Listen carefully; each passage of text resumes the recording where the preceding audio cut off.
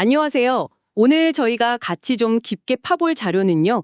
컴퓨테이션 디자인을 소프트웨어 개발이라는 관점에서 아주 심도 있게 다룬 강의 내용입니다. 데이터 디자인이나 CAD 소프트웨어 개발의 핵심 같은 걸 다루는데 개발 환경 선택부터 디자인 철학까지 범위가 꽤 넓네요.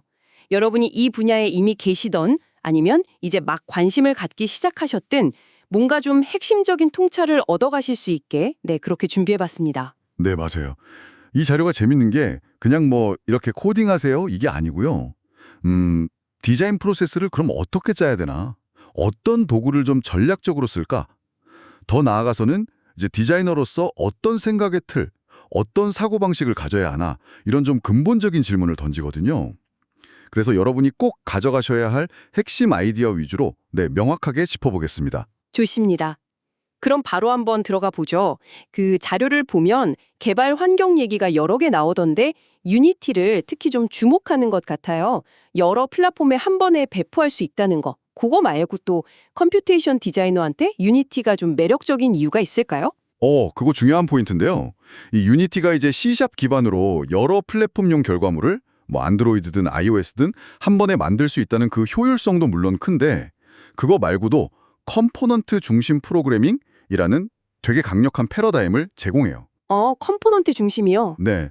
그러니까 빈 게임 오브젝트라는 틀에다가 필요한 기능들 있잖아요. 형태라던가 재질, 아니면 움직임 같은 거. 이런 걸 부품처럼 이렇게 붙였다 뗐다 하면서 개발하는 방식이거든요. 이게 디자인 아이디어를 되게 유연하게 실험하고 또 발전시키는 데 아주 유리하죠. 뭐랄까, 하나 잘 만들어서 여러 군데 쓴다는 효율성이랑 설계의 유연성, 이걸 둘 다 잡는 거죠. 그렇군요. 웹 기반 시각화 도구들도 꽤 비중 있게 나오네요. 2D는 SVG나 HTML 캔버스, 그리고 3D는 3JS나 바빌론 JS 같은 것들이요.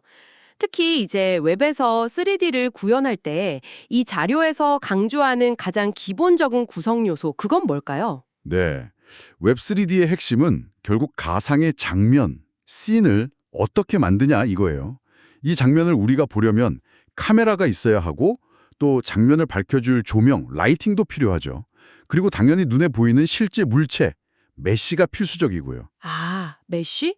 그게 형태랑 재질 합친 거군요. 맞아요. 메쉬는 이제 기하학적인 형태 정보, 그러니까 지오메트리랑 표면의 재질이나 색상 정보, 머티리얼, 이게 합쳐진 결과물인 거죠. 그 3JS 같은 라이브러리들이 이런 복잡한 웹GL이나 웹GPU 이런 걸 직접 안 다루고도 이 잔면 요소들을 쉽게 제어하게 도와주는 거고요. 사용자와의 상호작용, 그러니까 이벤트 처리 방식도 두 가지로 나눠서 설명하는 게 좀 인상 깊었어요. 각 객체가 알아서 처리하는 방식이랑 아니면 시스템 전체가 위에서 아래로, 탑다운으로 통제하는 방식, 이 둘은 좀 어떤 상황에서 각각 더 유리할까요? 네, 그게 이제 선택의 문제인데요. 예를 들면 게임처럼 수많은 객체들이 각자 상호작용하고 그런다면 개별 객체가 처리하는 방식이 좀 더 직관적일 수 있어요. 근데 반대로 아주 정밀한 제어가 중요한 CAD 시스템 같은 거 있잖아요. 이런 것처럼 복잡한 상호작용 규칙이 필요하다면 중앙에서 모든 걸 관리하는 탑다운 방식이 더 적합할 수도 있죠. 아하. 근데 여기서 자료가 진짜 강조하는 건 어떤 방식을 쓰든 간에요. 순수한 디자인 로직 부분, 그리고 사용자 인터랙션 처리 부분, 마지막으로 화면 렌더링 엔진 부분. 이 세 덩어리를 명확하게 분리해서 개발하라는 거예요. 분리하는 것 자체의 중요성. 네. 그래야 시스템이 나중에 복잡해져도 유지 보수하기도 쉽고 또 확장하기도 훨씬 용이해지거든요. 그렇군요. 정말 설계 단계부터 이걸 딱 염두에 둬야겠네요. 그리고 개인 라이브러리 만드는 거, 그 중요성도 여러 번 나오던데요. 이게 단순히 코드 재사용하고 시간 아끼는 거, 그 이상의 의미가 있는 것 같아요. 맞습니다. 자료에서는 그 개인 라이브러리 구축을 단순한 시간 절약 테크닉, 이게 아니라 자신만의 디자인 언어를 만들어가는 과정으로 봐요. 자주 쓰는 알고리즘이나 데이터 구조 같은 걸 파이썬이든 C샵이든 자신만의 모듈로 딱 만들어두면 프로젝트 할 때마다 밑바닥부터 다시 시작할 필요가 없어지잖아요. 그렇죠. 훨씬 빠르겠죠. 네. 근데 더 중요한 건 이 라이브러리가 쌓이면 쌓일수록 그게 바로 자신의 어떤 디자인적인 강점, 노하우가 집약된 강력한 무기가 된다는 거죠. 시간이 지날수록 점점 더 정교해지고 자기한테 딱 맞는 그런 개인화된 디자인 도구를 갖게 되는 셈이에요. 와, 디자인 언어이자 무기라니 되게 멋진 표현인데요. 그리고 기술적인 얘기 넘어서 메타인지 얘기도 하잖아요. 내가 생각하는 방식을 생각하는 것. 이게 되게 철학적인데 이게 컴퓨테이션 디자이너한테 왜 필요하다고 강조하는 걸까요? 컴퓨테이션 디자인이라는 게 그냥 주어진 문제를 효율적으로 푸는 거, 거기서 끝나는 게 아니거든요. 문제 자체를 내가 지금 어떻게 정의하고 있는지, 또 내가 사용하는 이 방법론이 과연 최선인지, 이걸 끊임없이 되돌아보는 능력이 중요해요. 아, 자기 성찰 같은 거군요. 네. 자료에서 그 배면 뛰기, 포스버리 플롭 사례를 들잖아요. 네네, 높이 뛰기 방식 바꾼 거. 그렇죠.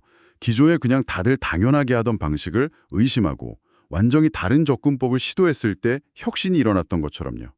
그러니까 기술에만 너무 빠지지 말고 자신의 그 생각하는 과정 자체를 좀 비판적으로 성찰하는 메타인지, 이게 바로 창의적인 문제 해결의 핵심 동력이다. 이런 메시지인 거죠. 아, 오늘 쭉 얘기를 들어보니까 이 컴퓨테이션 디자인을 위한 소프트웨어 개발이라는 게 정말 코딩 능력 하나만으로는 안 되는 거군요.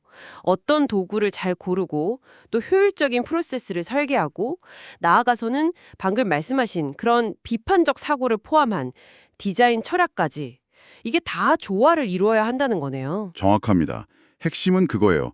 끊임없이 배우고 또 자신만의 작업 방식을 만들어가면서 동시에 자신의 생각이나 작업 방식 그 자체를 좀 객관적으로 돌아보는 메타인지, 이걸 습관처럼 하는 거. 이게 여러분의 디자인 역량을 진짜 한 단계 더 끌어올리는 열쇠가 될 거라고 봅니다. 자, 그럼 마지막으로 여러분께 이런 질문을 한번 던져보면서 마무리할까 합니다. 여러분이 지금 현재 작업 과정에서 너무나 당연하게 여기고 있는 어떤 가정이나 방식이 있을 거예요. 그중에서 딱 하나만 한번 의심해보고 이걸 바꿔보면 어떨까? 하고 생각해보면 어떤 새로운 가능성이 열릴 수 있을까요?